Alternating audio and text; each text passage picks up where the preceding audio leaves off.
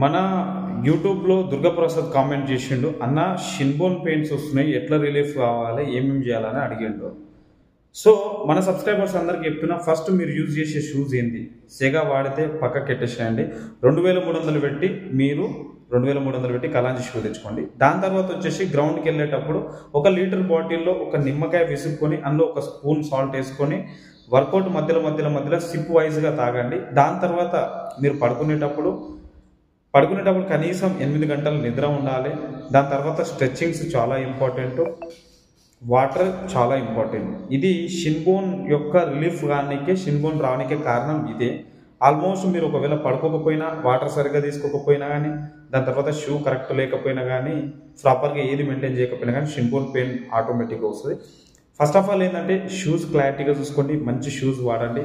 దాని తర్వాత మంచి విలువైన నిద్ర చాలా ఇంపార్టెంట్, బాగా గుర్తుపెట్టుకోవాలి. ఓకే, నచ్చితే లైక్ అండ్ షేర్, సబ్స్క్రైబ్ చేసి మన ఛానల్ని సపోర్ట్ చేయండి. Thank you very much.